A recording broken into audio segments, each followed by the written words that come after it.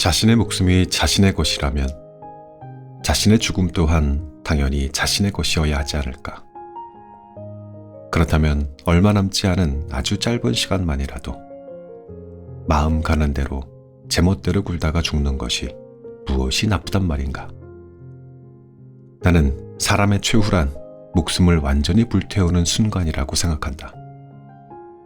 그때 제대로 불타려면 사람은 제멋대로 살아야만 한다. 책 읽는 자작나무. 안녕하셨습니까? 모두의 아저씨 책 읽는 자작입니다.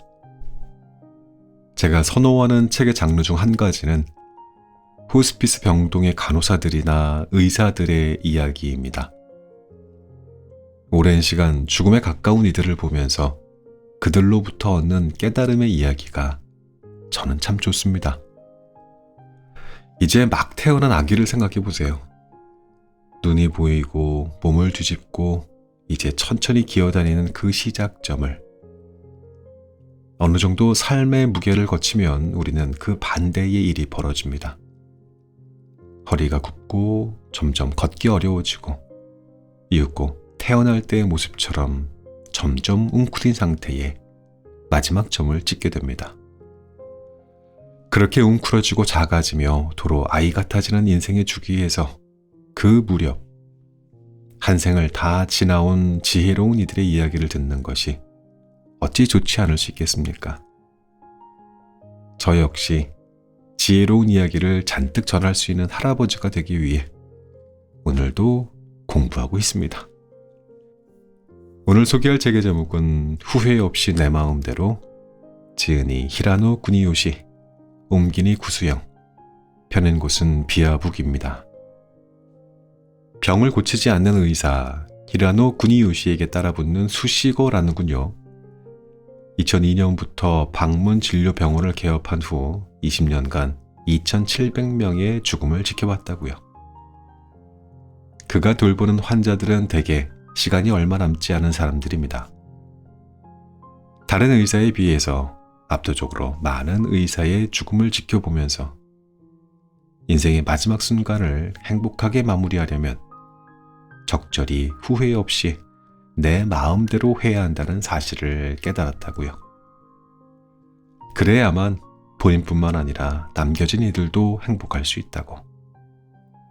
이 책은 노년의 삶에 접어든 사람들이 어떻게 하면 더 행복하게 남은 삶을 불태울 수 있을지에 대한 사례와 방법을 알려주고 있습니다.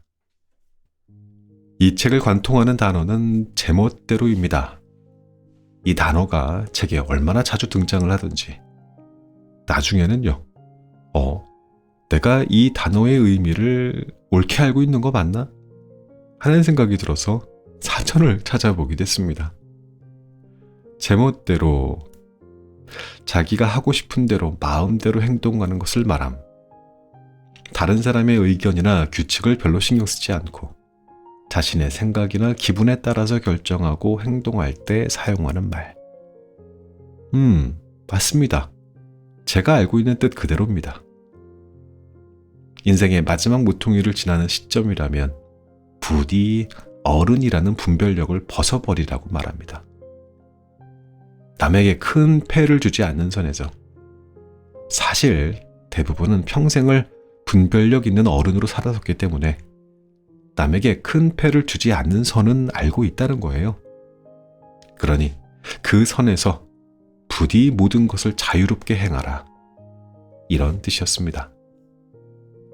자기 마음대로 살던 그들에게는 또 물론 분명 그들 때문에 휘둘리는 자식들이나 때로는 눈물을 짓는 배우자가 있었다고는 해요. 하지만 작가는 그들의 삶과 죽음은 신기할 정도로 시원스럽기까지 했다고 합니다. 결국 남겨진 자들도 대부분 마지막에 떠나는 자가 제멋대로 행한 행동을 용서하고 납득했으며 미소까지 지으면서 평온하게 배웅할 수 있었다고요. 그럼 지금부터 자작나무 숲길 같이 걷겠습니다. 오늘도 끝까지 함께 해주십시오.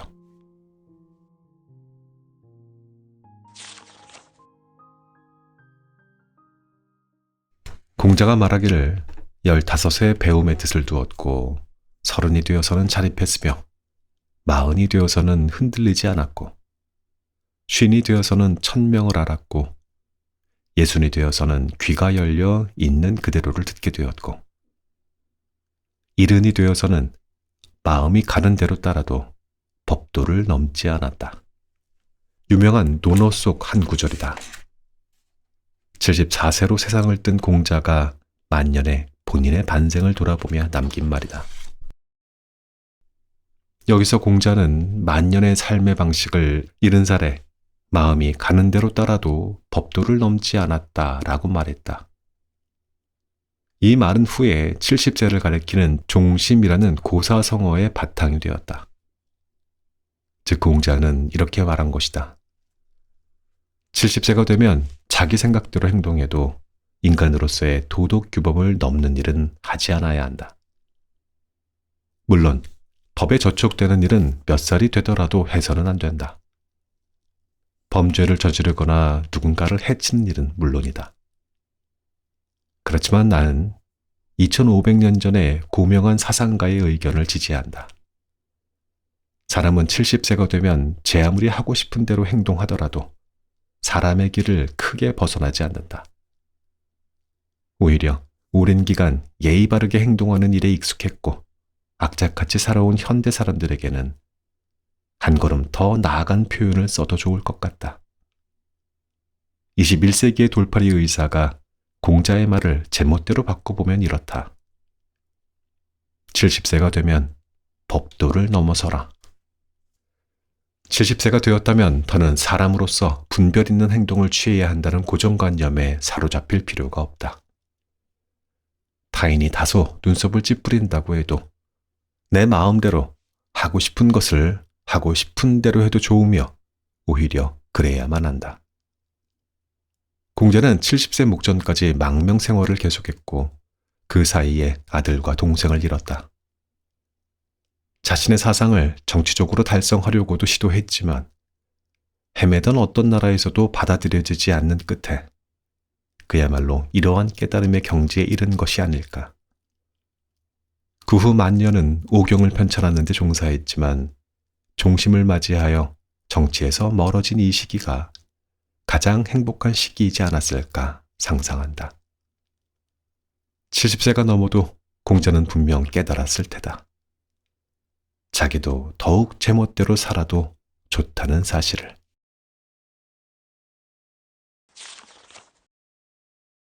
마지막으로 소개하는 육기씨 또한 명백하게 자신인 채로 살고 세상을 떠났다. 마치 그것은 영화의 한 장면처럼 눈앞에 눈의 경치와 함께 차가운 온도를 동반하며 내 가슴을 파고든다. 유키 씨의 추억을 이 책의 마지막 에피소드로 소개하고 싶다. 나는 유키 씨처럼 인생의 마지막 모퉁이를 자신을 관철하며 내 마음대로 살아갈 수 있을까? 자신으로 계속 있고 싶다고 말한 92세의 유키 씨. 그날 간토 지방에는 전날 밤부터 내린 눈이 점심을 지나도 뒷골목에 남아 있었다. 온난화가 진행 중이라는 뉴스가 자주 눈에 띄는 것처럼 지금 내가 사는 이바라키 현에 눈이 쌓이는 것은 1년에 한두 번이며 그것도 오후에는 전부 녹아버린다. 우리와 같이 외근을 하는 직업인들에게는 눈은 크나큰 적이다. 이바라키 현에서는 겨우 수 센티미터의 적설에도 교통기관은 마비된다. 물론 눈이 많이 내리는 지역에 사는 사람의 눈에는 그 정도는 별것 아닐지도 모른다. 결국에는 방문 진료를 하는 의사들도 많다. 폭설 속에서 심야에도 환자의 의뢰에 따라 외출하는 모습을 상상하면 도무지 고개를 들 수가 없다. 그러한 생각을 하며 작년 가을부터 왕진을 계속 중인 92세의 유키 씨 집에 도착했다. 현관에 들어서자 같이 사는 딸 부부는 부재 중인 듯했다. 그런데 실내가 눈이 그친 바깥보다 더 추웠다. 아무래도 난방이 켜져 있지 않은 듯했다. 유키 씨는 90대가 된 것 치고는 몸도 머리도 튼튼했고 때때로 요통을 호소하며 드러눕는 일은 있어도 지팡이를 짚고 정원에 나갈 수 있었다. 30대 때 남편을 잃고 여자 혼자서 장남과 자녀를 키워냈다. 열심히 일하고 60대의 일을 그만둔 후부터는 독학으로 하이쿠를 시작했다. 이 챕터의 글에서는 하이쿠라는 단어가 계속 나옵니다. 이게 무엇인지 간단히 설명을 좀 해볼게요. 하이쿠는 일본의 전통적인 짧은 시 형식이에요. 우리나라의 시조 같은 건데요. 전통적인 하이쿠는 반드시 17음절로 구성을 해야 되는데 첫 줄은 5, 중간 구절은 7, 마지막 구절도 5음절로 마무리해야 하는 형식을 갖고 있습니다. 즉, 하이쿠는 자연의 아름다움과 일상의 순간들을 짧지만 강력한 언어로 포착하면서 독자가 그 순간에 대해서 더 깊이 생각하게 하는 일본 문학의 독특한 형태라고 보시면 되겠습니다. 잡지에도 투고했고 입상하기도 했다. 딸 부부와 동거하는 집에는 자신의 방도 있었다. 마치 문인의 서재와도 같은 방이다. 테이블에는 언제나 펜과 종이가 놓여 있고 생각이 떠오를 때마다 하이쿠를 지었다. 그녀의 인지 기능은 쇠퇴하지 않을 것처럼 보였다. 그런데 어째서 지극히 추운 집에 멍하니 있는 것일까? 난방 스위치를 누르는 법을 잊은 것일까? 방 입구가 보이는 현관에서 말을 걸었지만 답은 없었다. 귀는 조금 먹었지만 지금의 내 목소리가 들리지 않을 정도는 아니었다. 그때 집안을 북풍이 흘러 지나갔다. 유키 씨의 방문 틈새에서 바람이 불고 있었다. 조금 이상한 예감이 들었다. 서둘러 집에 들어가 방문을 열자 그녀는 등을 이쪽으로 향한 채 의자에 앉아 있었다. 예상대로 창문은 활짝 열린 채였다. 커튼을 흔들며 여전히 휑휑 바람이 불어 들어왔다. 유키 씨. 다시 한번 이름을 부르며 가만히 그녀의 어깨에 손을 대자 그녀는 생각 외로 제대로 된 반응을 보였다. 아, 선생님, 언제 오셨어요? 몰랐어요. 테이블 위에 비닐 시트가 깔려 있고 거기에 아이가 맞는 것 같은 작은 눈사람이 놓여 있었다. 눈사람의 눈에는 숯 대신 단추가, 입에는 작은 잔가지가 박혀 있었고 옆에는 애용하는 펜과 노트가 놓여 있었다. 그녀는 눈사람을 앞에 두고 하이쿠 창작에 몰두하고 있었던 것이다. 이렇게 추우면 감기 걸려요. 바깥이 더 따뜻하게 느껴질 정도네요. 내 말에 그녀는 미소를 보이며 고개를 저었다. 괜찮아요. 저는 추위에는 태어날 때부터 강하니까요. 이름도 유키잖아요. 제가 태어난 날 눈이 왔다고 들었어요. 유키란 눈을 뜻하는 일본어와 발음이 같습니다. 나도 옆에 있는 의자에 앉았다. 창문을 닫으면 어쩐지 혼이 날 것만 같아서 그대로 놔뒀다. 전에 어렸을 때에는 무릎 정도까지는 눈이 왔는데 그런 와중에도 학교에 다녔어요. 그랬는데 최근에는 따뜻한 겨울이다 뭐다 하면서 그다지 눈이 내리지 않네요. 이대로 오래도록 살다 보면 계절을 나타내는 표현에서 눈이 사라져버릴지도 모르겠어요. 그녀는 오랜만에 눈의 풍경을 맛보고 싶었던 듯했다. 눈을 보면서 어머니를 떠올리고 있었어요. 제 이름은 어머니가 지어줬거든요. 예전 농가에서는 며느리의 입장이 무척 약했죠. 시부모를 제쳐두고 태어난 아이의 이름을 지을 권한 같은 게 없었을 텐데 어머니가 분명 절실히 희망해서 이 이름을 붙여줬을 거예요. 저는 이 이름이 마음에 들고 어릴 때부터 눈이 내리면 어머니께 감사히 하고 있어요. 오래도록 살아온 유키시지만 그녀의 어머니 또한 오래 살았던 걸까? 그것을 묻자 그녀는 다시 웃는 얼굴로 고개를 저었다. 제가 3살도 되기 전에 돌아가셨어요. 그래서 저한테는 어머니의 기억도 추억도 없죠. 그래도 세상 만사에 눈이 뜬 다음에 제 이름을 지어준 것이 어머니라고 아버지께 듣고는 눈이 내리는 날에는 어쩐지 기뻐지거든요. 어릴 때에도 집안에 들어가지 않고 밖에서 눈을 가만히 바라보곤 했어요. 그래도 감기 같은 건 한 번도 걸린 적이 없어요. 이 세상에 유령 같은 건 없다고 생각하지만 어쩐지 이렇게 눈이 내리는 날에는 어머니와 함께 있는 듯한 기분이 들거든요. 어머니의 모습도 떠올리지 못하니까 반대로 외롭게 느끼지 않는 것일지도 몰라요. 어설프게 조금이라도 기억이 있었다면 눈물도 나올 텐데 말이죠. 저는 울 수가 없어요. 유키 씨는 손가락 끝으로 눈사람을 쓰다듬었다. 그러고는 그 손가락을 자신의 입에 가져갔다. 마치 눈을 맛보는 것처럼.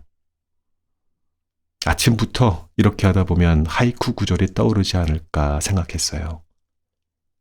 한 구절이라도 적으면 눈사람을 바깥에 꺼내고 창문을 닫으려고 했는데 이제 곧 해가 지겠어요. 선생님의 진료도 있으니까 오늘은 하이쿠 적는 걸 포기해야겠네요. 천천히 지팡이를 짚은 채 부엌으로 간 그녀는 랩을 손에 들고 돌아왔다. 그리고 눈사람을 정성껏 랩으로 감싸더니 냉장고 안에 소중히 보관했다. 눈사람에게는 미안하지만 하이쿠가 떠오를 때까지는 여기 좀 놔둬야겠어요. 그때 딸 부부가 돌아왔다. 아우, 추워, 엄마. 아직도 창문 안 닫았어? 선생님도 추우실 텐데. 아침부터 난방도 안 켜고 창문도 활짝 열어두니까 저희도 더는 견디지 못하고 쇼핑몰로 피난해 있었어요. 아우, 진짜 제멋대로라니까. 딸은 어째서 어머니가 눈이 오는 날에 이렇게 행동하는지 모르는 듯했다. 딸의 말을 가만히 흘려 넘기더니 유키 씨는 냉랭한 얼굴로 이렇게 말했다. 그래도 앞으로 몇 번이나 더 눈을 볼 수 있을까? 항상 눈이 내리는 경치를 보며 하이쿠를 쓰려고 하지만 이번에도 실패했네요. 벌써 92년이나 살고 있으니 이제 와서 후회할 일은 없지만 이것만큼은 마음에 남아있어요. 평소에는 훨씬 더 쓱쓱 읊을 수 있었는데 눈을 떠올리는 마음은 어머니에 대한 마음이기 때문일까요? 어머니에 대한 기억이 없는 저에게는 쉽지 않습니다. 없는 걸 달라며 떼쓰는 기분이에요. 그렇게 말하더니 유키 씨는 다시 한번 가볍게 한숨을 내쉬었다. 인생의 올바른 내리막길은 누구도 가르쳐주지 않는다. 내가 유키 씨를 처음 만난 것은 작년 여름이었다. 지역의 커뮤니티 소식지에 실린 내 기사를 읽은 그녀가 딸에게 이 선생님께 전화해서 우리 집에 와주실 수 없는지 상담 좀 해줘 라고 부탁했다고 한다. 첫 진료 때 유키 씨는 미소로 나를 맞이했다. 당시 그녀의 증상은 약간 혈압이 높다는 점과 평소에는 지팡이를 짚으면 어떻게든 걸을 수 있지만 때때로 요통으로 몸을 일으키지 못한다는 점이었다. 놀랍게도 치매가 없을 뿐만 아니라 지성이 꽤 높은 수준으로 유지되고 있었다. 90살이 넘으면 더는 언제 죽더라도 이상하지 않다는 사실을 알고 있습니다. 그리고 살아있더라도 하루하루가 괴롭기도 하죠. 딸과 동거하다 보니 어리광을 피우기도 하고 싸우기도 할 수 있어서 저는 행복한 편인 것 같아요. 그래도 이렇게 매일 어딘가가 아프고 저린다는 것은 큰 중병은 아니라고 해도 괴롭습니다. 무서워요. 어쨌든 간에 몸이 무서워요. 선생님은 이바라키에서 태어났다고 들었는데 이 무섭다는 의미를 아시죠? 이바라키현 남부의 무섭다는 나른하다, 괴롭다 등의 의미다. 같은 이바라키현이라고 해도 북부에 가면 85세를 넘어선 환자들은 같은 증상을 애절하다라고 말한다. 그것을 유키 씨에게 말하자 호 하고 과장되게 관심을 보였다. 애절하다라고 한다고요? 어쩐지 말의 울림이 아름답네요. 그래도 몸이 무서운 것뿐만은 아니에요. 동급생들도 다들 먼저 떠나버려서 더는 누구에게도 편지가 오지 않아요. 아, 결국 나는 혼자가 되었구나 하는 마음이 들죠. 너무 오래 사는 것도 괴로운 일입니다. 정말 애절하네요. 그야말로 그녀는 노경을 살아가는 중이리라. 나는 하루하루 다 아는 듯한 말투로 고령 환자의 이야기를 듣는다. 하지만 실제로는 그 나이가 되어본 적이 없는 이상 모르는 것 투성이라는 것을 알고 있다. 내 말에 유키 씨는 살짝 고개를 끄덕였다. 노경 말이군요. 말의 의미는 잘 알고 있어요. 지금의 제 심정 그 자체죠. 다만 동년배인 사람이 무엇을 느끼고 무엇을 생각하는지 물어보고 싶네요. 선생님의 다른 환자들은 어떠한 식으로 말하고 있나요? 90대 환자는 그녀 말고도 있다. 다만 치매에 걸렸거나 의식이 멀쩡하지 않은 사람이 대부분이다. 그렇게 말을 하자 그녀의 얼굴빛이 흐려지면서 납득한 듯했다. 그렇겠죠. 동급생 중에 지금도 살아있지만 편지에 답을 주지 않는 사람이 있거든요. 안달복달하고 있었는데 그 사람의 아들에게 답장이 왔어요. 치매에 걸렸다더군요. 그 얘기를 듣고 슬펐어요. 그래도 치매에 걸려서 이런저런 생각을 하지 않게 되는 건 좋은 일인 것 같아요. 저 또한 건망증이 없다고는 생각하지만 매일 슬픈 마음이 드는 것도 괴로운 일이잖아요. 이게 우울증일까요? 인생은 태어나서 잠시 동안은 오르막길의 시대를 보낸다. 몸을 뒤집고 엉금엉금 기고 두 발로 서고 말을 기억한다. 그것이 그로부터 몇십 년을 거치면 이번에는 허리가 굽고 보행도 곤란해지고 머리도 쇠퇴하는 내리막길의 시대에 도달한다.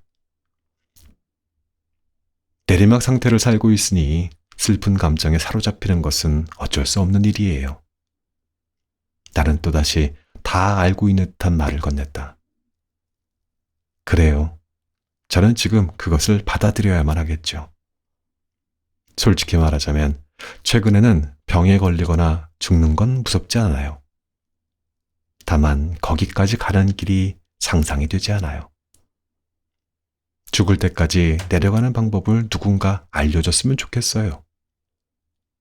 저 자신도 나무나 꽃에 대해 읊고 있지만 인생의 끝을 읊는 구절은 의외로 많지 않거든요. 여기에서 나는 최근 읽은 책에 있었던 에도시대의 승려 류칸의 사세구를 떠올렸다. 뒤를 보이고 앞까지 보이면서 지는 단풍잎.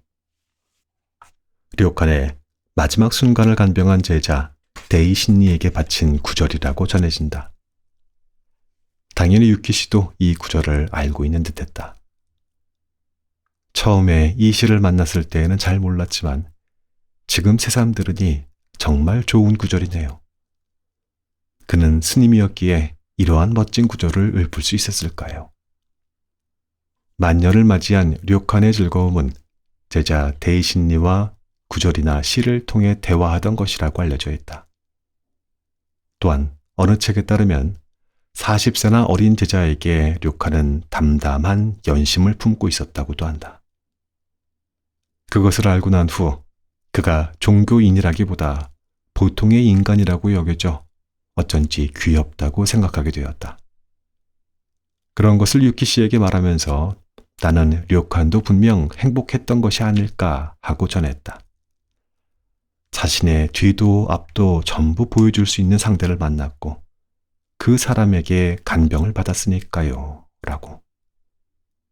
그러자 유키 씨는 부럽네요. 라고 중얼거린 후 단풍잎이라는 문자를 노트 끄트머리에 적고 그것을 찢어서 툭 하고 바닥에 떨어뜨렸다. 선생님이 진료해 주셨으면 한다고 딸에게 부탁한 이유는 이거예요. 나는 그녀의 진위를 파악하지 못하고 침묵했다. 그러자 그녀는 단풍잎 말이에요. 라고 말을 이었다. 지는 단풍잎, 즉 마른 잎사귀가 되는 것을 지켜봐 주셨으면 좋겠어요. 인생의 마지막, 나을 수 있다면 또 모르지만 그렇지도 않은데 그저 연명하는 것은 싫거든요. 그렇게 말하며 그녀는 나를 가만히 바라봤다. 가령 구급차로 옮겨준다면 제 희망과는 반대로 연명처치를 받게 될지도 모르죠. 의식이 확실할 때 서면으로 남겨두는 방법도 생각했지만 정작 중요할 때 그것을 의사에게 보일 수 있다고 단정할 수 없잖아요. 인공호흡이다 뭐다 하는 이야기가 되었을 때 저는 가족을 곤란하게 하고 싶지 않아요. 딸은 제 연명치료를 거부할 용기를 가지고 있을지도 모르지요. 다만 제가 죽었을 때 딸 부부에게 조금이라도 후회하는 마음이나 무거운 짐을 남기고 싶지는 않아요. 의사 선생님은 저와는 남담이기도 하고 연명치료를 멈출 수 있다고 생각해요.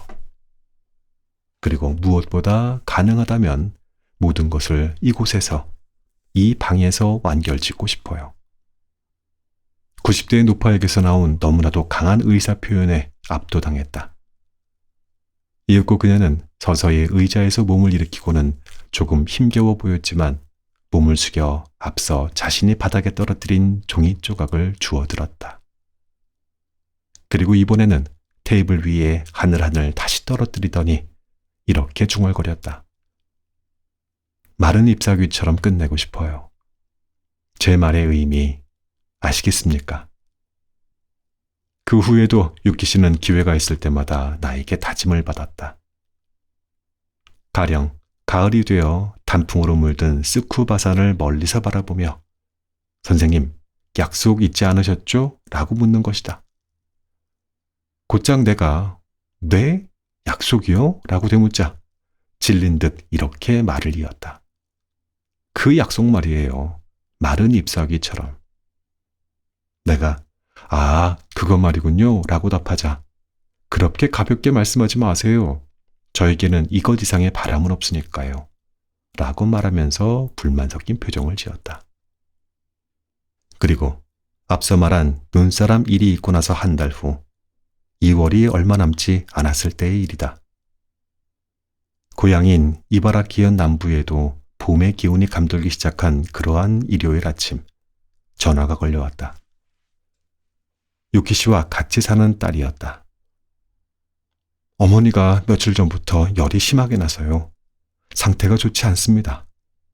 휴일에 죄송하지만 왕진하러 와주실 수 있을까요? 곧장 나는 그녀의 자택으로 향했다. 다른 박질에 들어간 방에서 유키 씨를 진찰했다. 침대에 누운 그녀는 발열 증상이 있을 뿐 아니라 호흡 상태도 악화되고 있었다. 내가 온 것을 깨달은 그녀는 도움을 구하는 표정을 보이기는커녕 무서운 얼굴로 나를 노려봤다. 그것은 마치 내 방문을 거절하는 것처럼 보였다. 그 옆에서 평정심을 잃은 딸이 설명을 계속했다. 사실은 일주일 정도 상태가 안 좋았어요. 식욕도 없고 물을 마셔도 목이 메고요. 그래서 선생님 부를까요? 라고 물으니 제 가슴을 잡고 노려보더라고요. 그래서 연락이 늦었습니다. 죄송해요. 조금 더 빨리 연락했어야 했는데. 유키 씨는 어깨로 숨을 쉬면서 여전히 나를 노려보고 있었다. 진찰을 받고 싶지 않다는 뜻인가? 듣자 하니 요즘 며칠간은 식사도 거절하고 거의 한숨도 자지 못하고 있다고 했다. 다시 한번 누워있는 그녀를 관찰했다. 목소리가 되지 않는 신음을 바라면서 그녀는 때때로 자신의 머리맡을 보려고 했다. 그 봉투에는 하얀 봉투가 놓여 있었다. 그때 다시 그녀의 시선이 봉투 위를 맴돌았다. 분명 봉투 안을 보라고 말하고 있는 것 같네요. 나는 봉투 안의 내용을 상상했다. 예의를 지키며 그녀의 머리에 손을 얹은 채 열어볼게요 라고 말한 후 봉투를 열었다. 안에는 노트가 한 장 들어 있었다. 그곳에는 역시 그 말이 적혀 있었다. 마른 잎사귀처럼.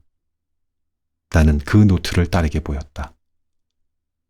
엄마, 언제까지 문인 흉내를 낼 거야. 이럴 때는 멋진 척 같은 건 할 필요가 없다고. 처음에는 질린 듯한 표정을 짓던 딸이 그렇게 말한 후에 엉엉 울기 시작했다. 딸의 얼굴을 힐끔 본 유키 씨는 다시 나를 아래쪽에서 노려봤다. 딸이 울면서 봉투에 대해 가르쳐줬다. 어머니는 선생님의 방문 진료가 시작되고 나서 얼마 되지 않은 시점부터 항상 이 봉투를 자기 전에 머리맡에 뒀어요. 놀랍게도 유키 씨는 잠들기 전 그리고 일어난 후 반드시 이 봉투에 손을 모아 기도하고 있었다고 한다. 가족 모두가 그 의식의 의미를 알지 못했다고 했다. 물론 봉투 안에 있던 말의 의미 또한 알 길이 없을 테다. 그래서 나는 짧게 마른 잎사귀처럼 이라는 7글자에 담긴 유키 씨의 마음, 그리고 그녀와 내가 나눈 약속에 관해 설명했다. 위중한 시간이 닥쳐왔을 때 유키 씨는 연명을 위한 의료 처치를 전혀 원하지 않는다. 그리고 그 의사가 확고하다. 무엇보다 그 선택으로 가족이 고민하게 만들고 싶지 않다는 마음에 대한 내 설명을 듣더니 딸은 그 자리에서 울며 쓰러졌다. 나는 그 7글자를 다시 한번 유키 씨에게 보이고는 최대한의 미소를 보이며 고개를 끄덕였다. 그러자 그때까지 험악했던 그녀의 표정이 거짓말처럼 온화해졌다. 그리고 안도한 것인지 그녀는 깊은 혼수 상태에 빠졌다. 나는 그녀의 가슴에 청진기를 대면서 얼마 전 그녀와 나눈 대화를 떠올렸다. 유키 씨는 그때 갑자기 이런 말을 꺼냈다. 중간 구절은 썼는데 위쪽과 아래쪽 구절을 쓰지 못한 것은 제가 태어났을 때의 기억도 없는 데다가 죽는 경험도 하지 못했기 때문이겠죠. 그녀가 꺼낸 말의 의미를 이해하지 못하고 나는 그 중간, 위쪽, 아래쪽은 무슨 말이죠? 라고 되물었다. 그러자 그녀는 웃으면서 아이고, 의사가 돼서 모르는 게 너무 많은 거 아니에요? 라고 말하면서 이렇게 가르쳐 주었다. 하이쿠의 5, 7, 5 구절 말이에요. 가장 위에 5가 위쪽 구절, 다음 7이 중간 구절, 마지막이 아래쪽 구절 결구라고도 하죠. 저는 중간 구절은 썼지만 위쪽과 아래쪽 구절을 쓰지 못하고 있어요. 나는 적당히 그렇군요 라고 맞장구 쳤다. 그러자 그녀는 망연자실한 표정으로 선생님 또 잊어버리셨군요 라고 말했다. 내가 중간 구절 같은 건 처음 듣는데요 라고 되묻자 그녀는 이렇게 입을 열었다. 중간 구절은 마른 잎사귀처럼이에요. 잊지 말아주세요. 그렇게 말하더니 그녀는 천진난만한 미소를 보였다. 혼수 상태에 빠진 다음 날 유키 씨는 돌아오지 못하는 사람이 되었다. 머리맡에는 아직 그 노트가 놓여 있었다. 그녀는 미완의 구절을 완성했을까? 그녀의 얼굴을 들여다보며 그러한 것을 생각하는 나에게 딸은 이렇게 말을 걸었다. 마지막까지 어머니의 제멋대로인 행동에 휘말렸지만 어머니다운 마지막이어서 다행일지도 모르겠어요. 무슨 일이 벌어진 것인지는 지금부터 천천히 생각할게요. 시설에도 병원에도 가고 싶지 않다고 말하는 고령 환자는 무척 많다. 그들 중 대다수는 자택에서의 마무리를 바란다. 하지만 사람의 죽음이 가정에서 멀어진 시대가 길게 이어졌기 때문에 사생관이라는 것 자체가 마지막을 맞이하려는 당사자는 물론 그 주변에 있는 가족이나 의료 종사자 등 모든 사람에게서 사라져버린 것만 같다. 유키 씨가 사라져버린 그녀의 자택을 뒤로 하면서 나는 이런 생각을 했다. 나 자신도 언젠가 누군가에게 내 마지막을 부탁하는 날이 분명히 올 것이다. 그때 나도 분명 마른 잎사귀처럼을 바랄 것이다. 그녀처럼 냉정하게 대처할 자신은 없지만 그렇기에 그녀의 마지막을 잊지 않고 싶다. 임종을 눈앞에 둔 유키 씨가 나를 향해 마른 잎사귀처럼을 제시한 모습에는 정말이지 혼이 담긴 멋진 박력이 있었다. 그것은 자기 죽음을 누구에게도 간섭받고 싶지 않다라는 내 마음대로의 발로였기 때문이다.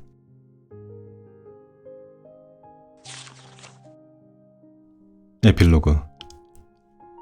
호스피스 의사라고는 하지만 솔직히 말하면 나도 죽음을 겁내는 한 명의 인간이다. 나도 무섭기에 이런저런 서적을 찾아 읽어본 적도 있다.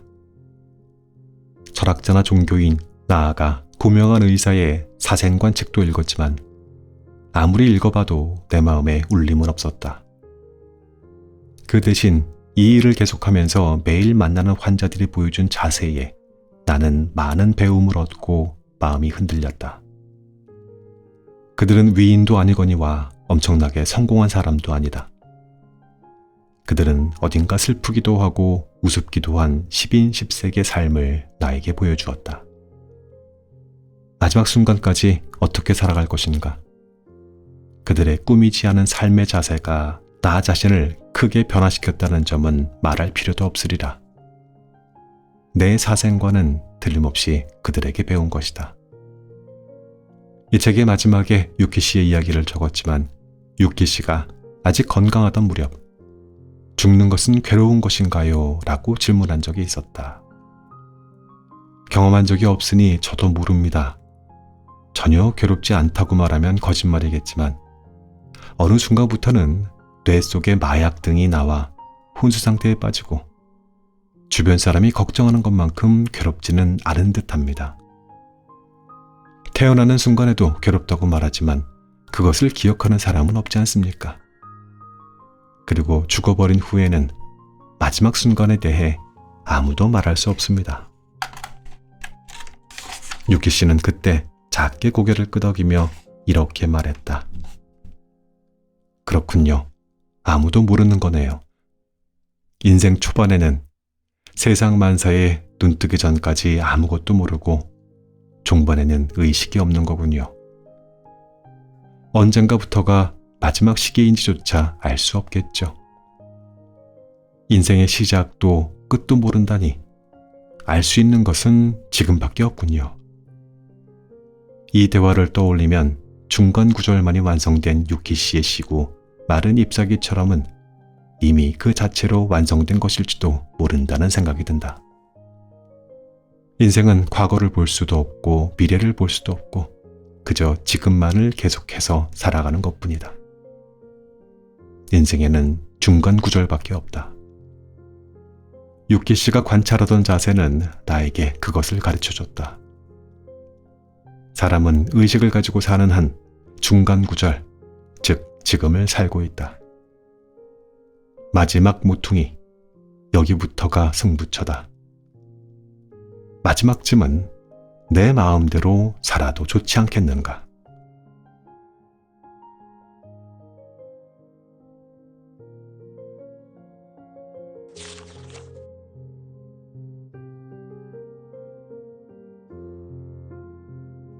이 책의 낭독은 여기까지 하겠습니다. 마지막 페이지가 오래 가슴에 남습니다. 우리가 태어날 때 눈을 떠서도 한참 동안 아무것도 모르고 또 마지막 떠날 때에도 마찬가지니까 인생은 과거를 볼 수도 또 미래를 볼 수도 없고 그냥 지금만을 살아야 한다고. 결국 인생은 중간 구절밖에 없는 거니까. 또 생각해 보니 그렇습니다. 제멋대로 사는 거 말이에요. 꼭 마지막 모퉁이를 돌 때만 쓸 수 있는 마법의 치트키 같은 걸까요? 지금부터 그렇게 살면 안 되는 거예요? 뭐 남한테 큰 패를 주지 않는 한 내 맘대로 내가 원하는 대로 제멋대로 그죠? 엔딩 음악 들으면서 저는 이만 물러갑니다. 나무님들 사랑합니다. 안녕히 계십시오.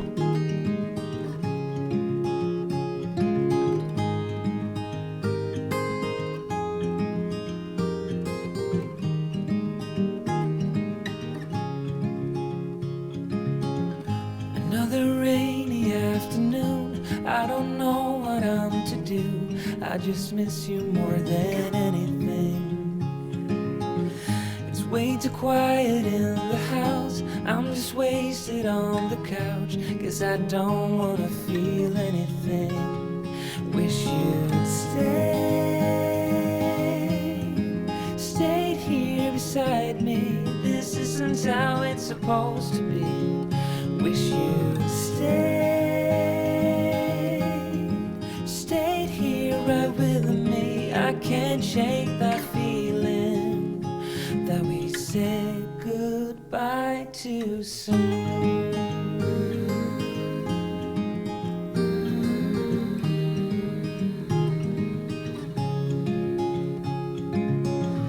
I know the hour's getting late. I shouldn't sit here contemplating. I just can't stop thinking about us. I won't forget a single thing, from drunken nights to Sunday mornings, and how you smile at me. Wish you'd stayed here beside me. This isn't how it's supposed to be. Wish you'd stayed here right with me. I can't shake that feeling that we said goodbye too soon.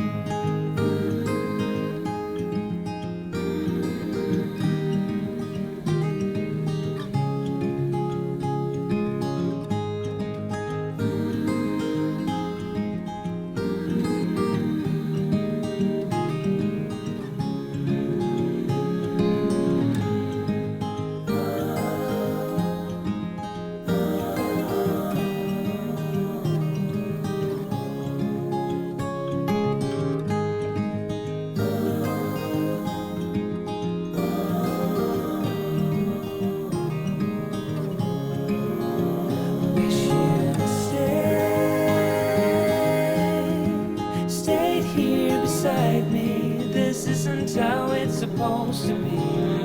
Wish you'd stayed here right with me. I can't shake